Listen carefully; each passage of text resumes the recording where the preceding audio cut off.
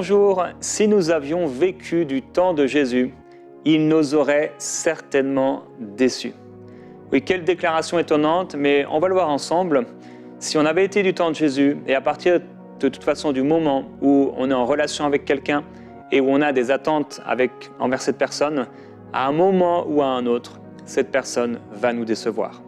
Cette semaine, je vais partager avec vous une série que j'ai intitulée « Walk in Love », Marche dans l'amour. Et je vais partager avec vous quelques pensées que j'ai pu partager dans mes 3 livres Walk in Love, dont les 2 nouveaux que je vais vous présenter dans quelques minutes. Et pour commencer, bien que Jésus soit parfait, sans aucune faute, sans aucun péché, je crois en effet qu'à un moment ou à un autre, si on avait fait partie des 12 disciples, il nous aurait déçus, on n'aurait pas compris certaines réactions et certaines choses, et on va voir ça ensemble.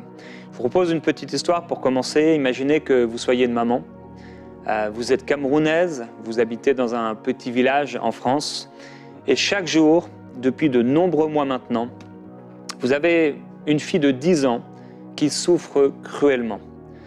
Régulièrement, elle se met dans un état second, elle se griffe elle-même, elle se frappe, elle se griffe parfois jusqu'au sang. Et elle est complètement paniquée lorsqu'elle sort de cet état second. Parfois en pleine nuit, vous l'entendez pleurer de douleur. Les médecins que vous êtes allés voir n'ont rien pu faire pour elle. Son état ne fait que d'empirer et vous êtes complètement désemparé. Alors vous entendez parler d'un ministère de guérison, et merci Seigneur pour les ministères de guérison. Et vous savez que l'homme de Dieu, qui a amené beaucoup de personnes à la guérison grâce à Jésus-Christ et au message de l'Évangile, il va venir pas très loin de votre village.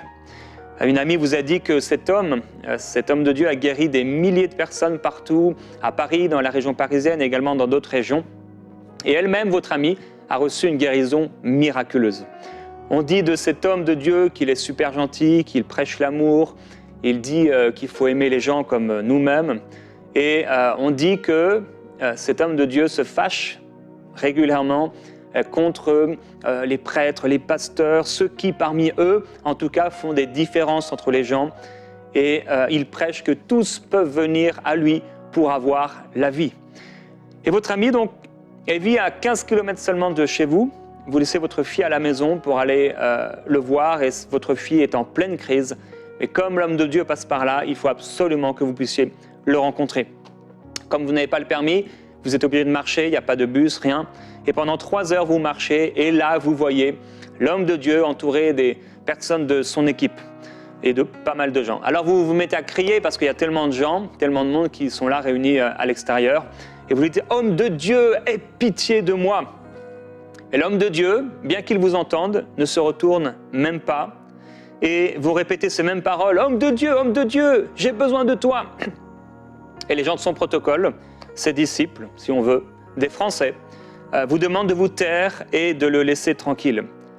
Là, vous n'en croyez pas vos yeux, ni vos oreilles, et vous demandez si vous n'êtes pas trompé d'homme de Dieu, si c'est bien lui dont on vous a parlé. Et peut-être si votre ami vous a raconté n'importe quoi, mais vous avez confiance en elle, et vous croyez, vous savez que c'est la bonne personne, alors vous êtes un peu dans la confusion. Finalement, 2 des personnes de son équipe parlent avec lui un peu plus loin parce qu'il a continué à marcher et ils reviennent en vous disant qu'il n'est pas venu pour des gens de votre nationalité. Rappelez-vous, vous êtes camerounaise dans un petit village en France, mais il est venu seulement pour les Français qui souffrent. Et là, vous êtes choqués. Encore, vous demandez, mais est-ce que c'est bien de lui dont on m'a parlé? Lui qui dit qu'il ne fait pas de différence entre les gens? Et vous êtes confuse.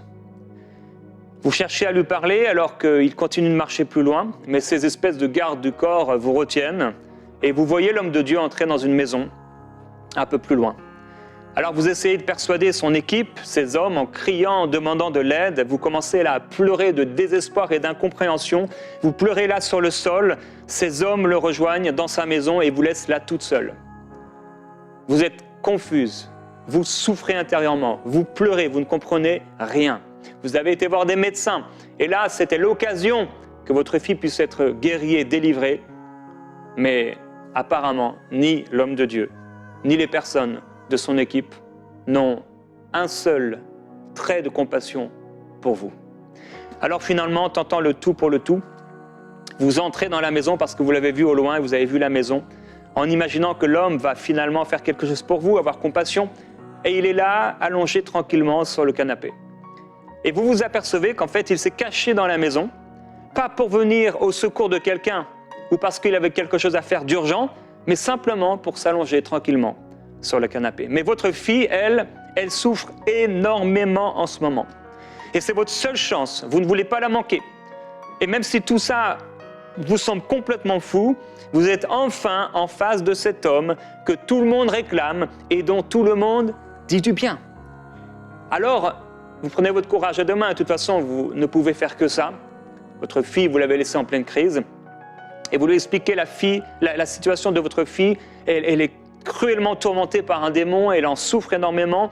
Vous lui demandez de chasser ce démon, de venir avec vous, parce que vous savez que c'est une chose extrêmement facile pour lui et qu'en disant seulement une phrase, les gens sont délivrés. Vous avez entendu témoignage sur témoignage de ce genre de situation dans la vie de cet homme de Dieu.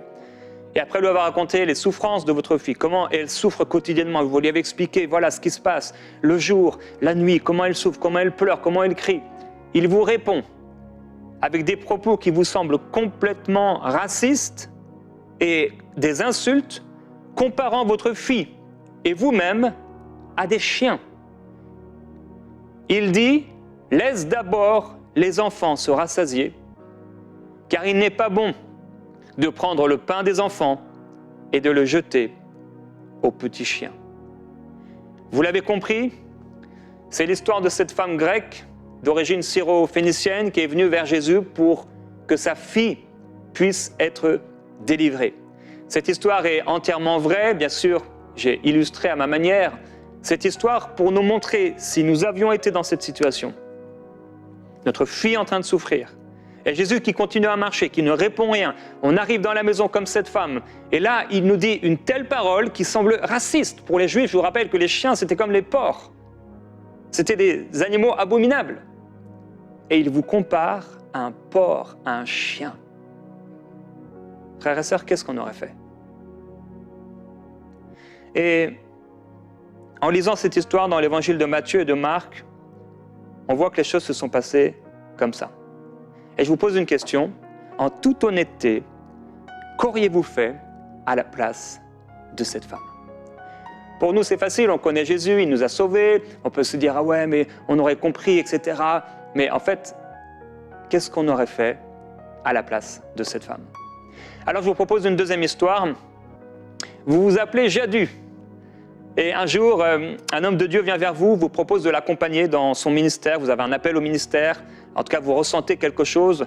Et dans plusieurs villes, il vous encourage à le suivre pour l'accompagner dans son ministère et pour vous former dans le ministère. Vous quittez un travail bien payé, vous le suivez pendant des mois avec 11 personnes. Vous faites ensemble de longues routes, vous prenez l'avion, etc.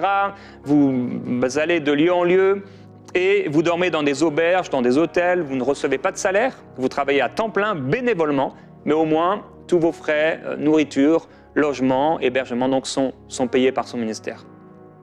Cet homme, il prêche l'amour, il vous dit que vous serez tous les jours avec lui et vous commencez à avoir des différences.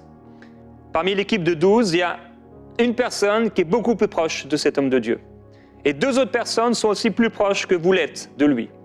Et au bout d'un moment, au fur et à mesure de vos voyages qui sont souvent fatigants, vous percevez que quelque chose ne va pas. Et un jour, en vous réveillant, peu après vous être endormi, vous voyez au loin, donc par la fenêtre, 3 personnes de l'équipe avec l'homme de Dieu. Et c'est justement les 3 personnes à qui l'homme de Dieu a donné des noms de super-héros. À vous, il vous a donné aucun nom, mais à eux, oui. Les fils du tonnerre, le roc.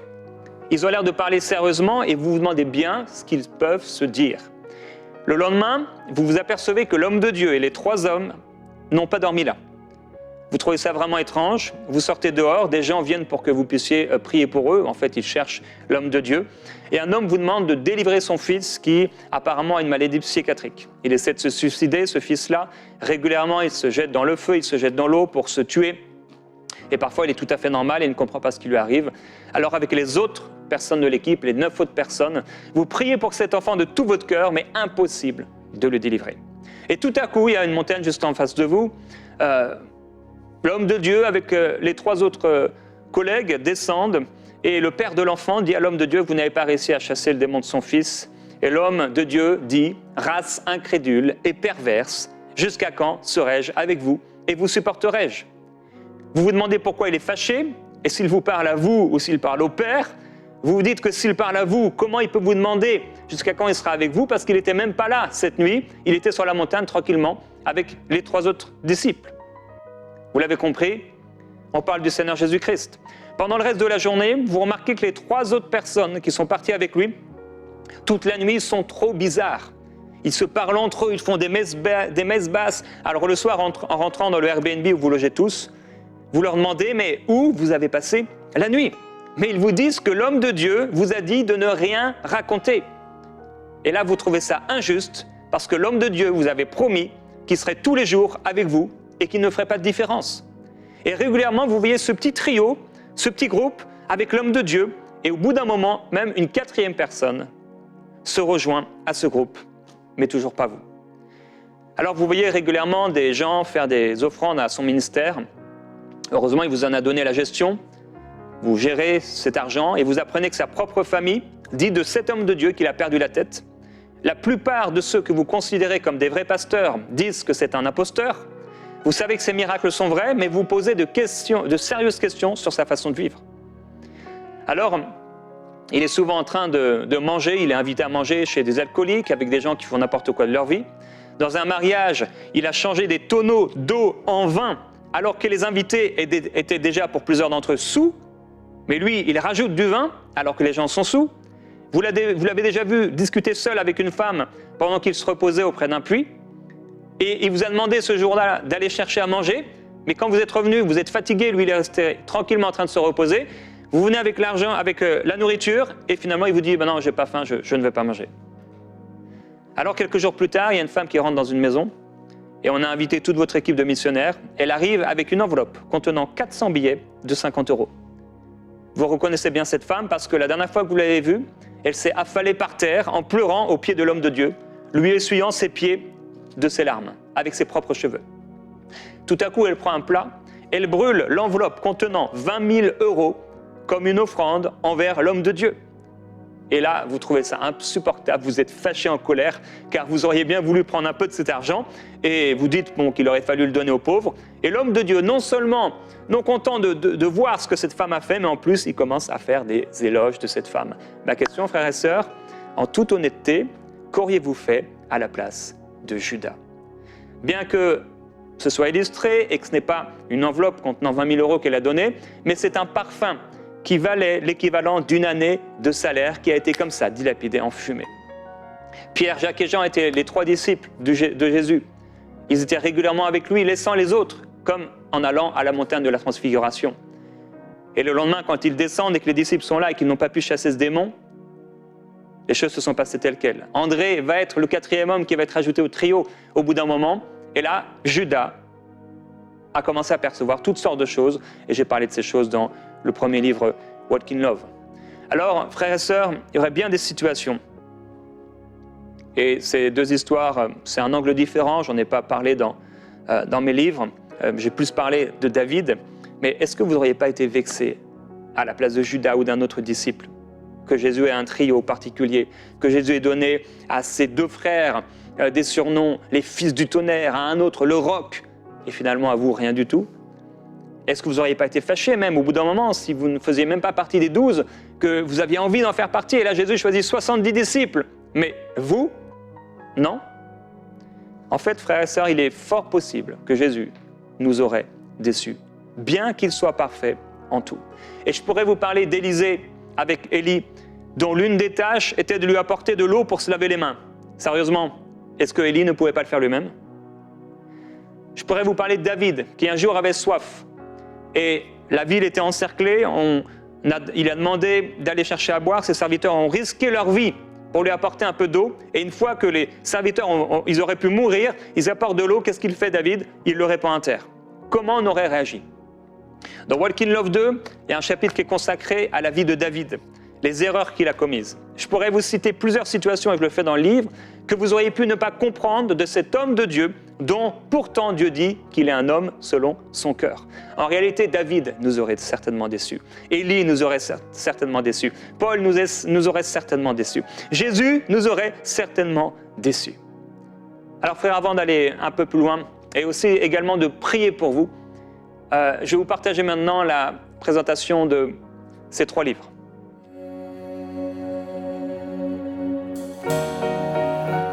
Il y a quelques années, une personne de mon entourage avait mal agi envers quelqu'un et j'avais pris la décision de la reprendre avec sévérité, même si cela pouvait nuire à notre relation. Mais une nuit, Dieu m'a montré que ma réaction n'était pas celle qu'il attendait, puis j'ai entendu audiblement ces 3 mots « Walk in Love ». La révolution Walk in Love était née. Dans Walk in Love 1, nous avons démasqué les ennemis invisibles qui empêchent d'entrer dans la volonté de Dieu, l'orgueil et la rébellion. J'ai alors partagé avec vous quel était le meilleur ami de notre destinée et comment entrer dans ce que j'ai appelé la révolution Walk in Love, une révolution qui nous introduit sans détour et avec succès au cœur de notre appel.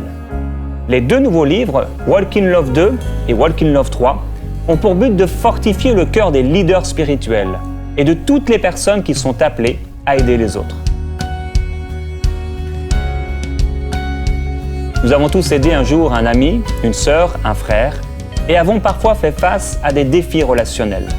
Pourtant, nous oublions parfois qu'à l'image de Jésus, nous serons un jour incompris et rejetés, et que les relations fraternelles peuvent engendrer dans le cœur de celui qui veut aider les autres des souffrances cachées et des blessures profondes.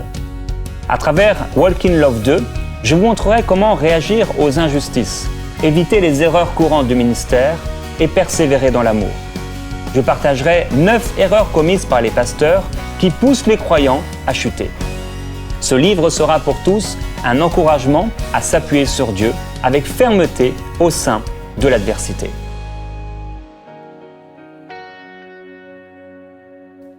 Walk in Love 3 est le livre qui met à la lumière les coulisses d'une trahison. À travers la vie du roi David, nous découvrirons 25 types de personnes qu'on trouve au sein d'une église ou d'une division. Walk in Love 3 est une passionnante révélation que tout leader devrait découvrir. Frères et sœurs, Jésus revient bientôt. Soyons certains d'avoir l'attitude qui convient à son retour et n'oublions pas que la miséricorde triomphe du jugement. Des milliers de personnes ont aimé et chanté le chant Walk in Love. C'est maintenant le temps de le vivre. Walk in Love, c'est maintenant.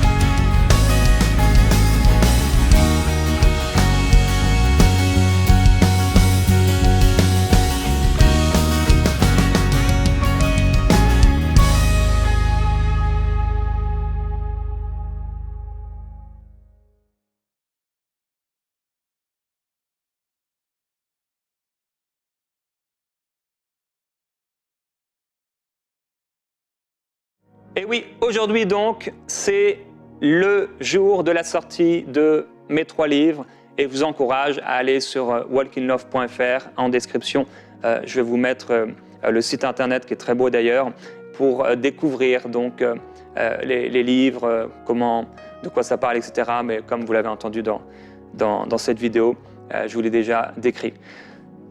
On parlait donc de ces 2 histoires. Je vous ai donné 2 histoires sur la vie de Jésus. Et pour nous montrer qu'en fait, oui, on aurait certainement été déçus.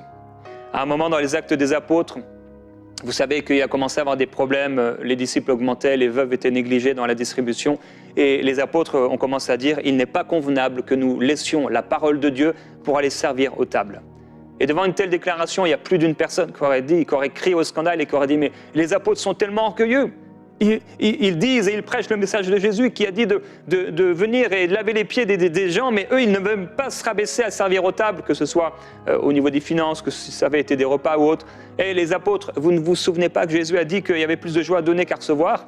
Vous ne vous souvenez pas que Jésus a servi le pain et le vin, il vous a même lavé les pieds? Mais vous, vous dites que vous ne voulez pas servir aux tables parce que vous avez d'autres choses à faire. Frères et sœurs, juger ne prend qu'une seconde, mais comprendre prend plus longtemps. Alors, ni Jésus ni les apôtres n'ont employé un langage modéré concernant la critique et la méchanceté. Jésus a dit que toute la loi est accomplie dans une seule parole. Tu aimeras ton prochain comme toi-même. Frères et sœurs, le but de ce partage, c'est de se poser la question, est-ce qu'on aime vraiment notre prochain? Est-ce qu'on marche véritablement dans l'amour de Dieu? Dieu a dit, ce peuple, il se tourne vers moi, mais son cœur est éloigné de moi. Est-ce qu'on a seulement des attitudes, quelques paroles belles, qui font qu'on s'imagine être un chrétien, un enfant de Dieu, ou est-ce qu'on a réellement le cœur, les paroles, l'attitude et les gestes d'un enfant de Dieu? Il est écrit, si quelqu'un déteste son frère, c'est un meurtrier. Et vous savez qu'aucun meurtrier ne possède en lui la vie éternelle. Il faut réussir, frères et sœurs, à voir plus loin que les actions. Je me souviens d'un serviteur de Dieu que j'ai rencontré. Et il était pasteur d'une église de 1000 membres et il avait à l'époque 2 belles Mercedes. Et il était critiqué pour cela parce qu'il avait 2 belles Mercedes. Et ce que les gens ignoraient, c'est qu'un jour Dieu lui avait demandé d'offrir une de ces 2 voitures en cadeau à quelqu'un. Mais Dieu, un peu plus tard, lui avait demandé d'offrir sa dernière voiture restante. Et comme cet homme n'était pas attaché à l'argent, mais qu'il aimait Dieu profondément, il a offert sa 2e voiture et leur famille n'avait plus de voiture. Et des gens ont été touchés et ils ne connaissaient pas la situation et il s'est vu offrir ces 2 Mercedes. Comme je l'ai dit, juger ne prend qu'une seconde. L'homme regarde ce qui frappe aux yeux, mais l'Éternel regarde au cœur. Et je ne sais pas ce qu'il peut avoir dans votre cœur par rapport à quelqu'un. Je ne sais pas les jugements que vous avez pu avoir envers les autres personnes. Je ne sais pas ce que vous avez pu dire des gens qui sont autour de vous. Je ne connais pas votre niveau d'amour, mais ce que je sais, c'est que Dieu nous appelle, et encore en cette génération, à marcher dans l'amour et un amour surnaturel. Avec les années où j'ai marché avec le Seigneur, j'ai, par la grâce de Dieu, rencontré le Seigneur il y a plus de 30 ans maintenant. J'ai vu tellement de dommages, de problèmes relationnels. Et comme je l'ai vu, comme je l'ai dit, c'est normal d'avoir des défis relationnels et d'être déçu de certaines personnes. Mais en réalité, on est aussi souvent déçu de nous-mêmes. Et le jugement sera sans miséricorde pour celui qui n'a pas fait miséricorde. Mon frère, ma sœur, si vous appréciez le ministère que Dieu m'a confié, je sais que beaucoup d'entre vous, vous suivez mes enseignements depuis plusieurs années. Et je prie que vous puissiez saisir par l'esprit de révélation ce que Dieu a pu me partager, afin que vous, l'Église, puisse vivre quelque chose de complètement nouveau par rapport à l'amour. Et je prie maintenant que vous puissiez être inondés dans l'amour de Dieu.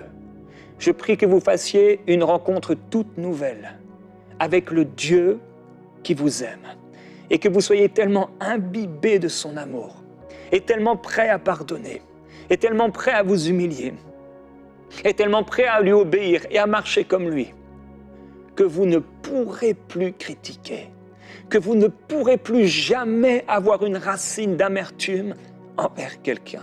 Et c'est possible. Vous pouvez le vivre. Avoir un cœur dénué de colère, dénué de haine, dénué de mauvais sentiments. Et Père, je prie pour mon frère et ma sœur. Je crois, Père, qu'on s'est tellement et depuis si longtemps trompé sur ce que tu veux de ton peuple. On a tellement prêché toutes sortes de choses, tellement enseigné toutes sortes de choses que parfois on est passé à côté de l'essentiel. Tu disais de ta bouche aux pharisiens qui donnaient la dîme sur toutes choses, qu'ils avaient oublié ce qui était le plus important, la miséricorde et l'amour, la justice.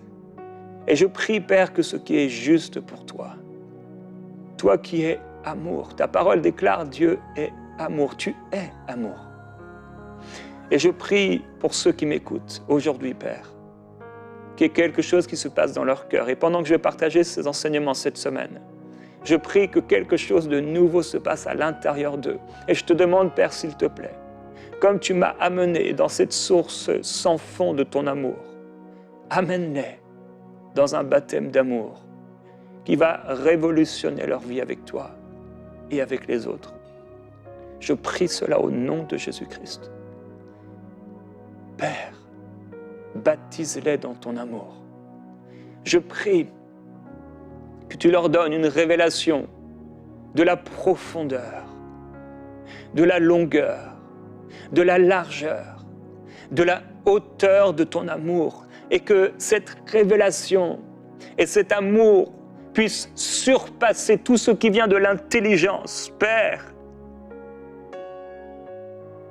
tellement de fois on peut être déçu, tellement de fois on peut critiquer et juger facilement, c'est tellement facile de juger, c'est tellement facile d'émettre des paroles et des jugements sur les gens. Et tu n'es pas venu pour juger le monde, mais que le monde soit sauvé par toi. Et je prie, Père Céleste, qu'il en soit ainsi dans nos vies, que nous puissions ne pas être ces personnes qui jugent et qui voient la paille qui est dans l'œil de notre voisin, alors qu'à cause de ce jugement, une poutre est en train de se former en nous. Père, je prie aujourd'hui, pendant cette semaine, fais un miracle dans le cœur de ton peuple. Fais un miracle dans ce qui est le plus profond. Ceux qui sont blessés, ceux qui ont de la colère, même de la haine contre des frères. Père, je t'en prie, illumine les yeux de leur cœur. Ouvre leurs yeux et qu'ils puissent voir. Viens mettre du collier à leurs yeux et guéris leur cœur.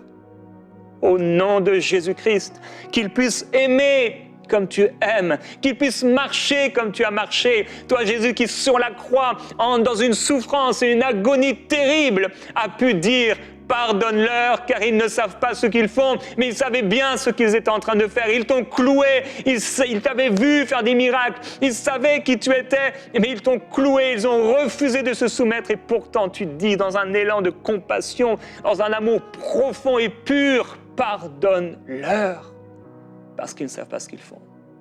Et je prie, Père, pour tous ceux qui écoutent, que chacun de nous puisse arriver à cette stature d'amour, comme Étienne, lapidé, fracassé par des pierres, pouvoir dire en tout temps, parce qu'il est inondé, imbibé de ton amour, pardonne à ceux qui me font du mal. Je prie qu'il en soit ainsi, Père, dans nos vies, afin de t'être agréable et d'être des gens selon ton cœur et de vivre une révolution d'amour et d'intimité avec toi. Qu'il en soit ainsi dans nos vies. Au nom de Jésus-Christ. Amen. On se retrouve demain dans Prière inspirée.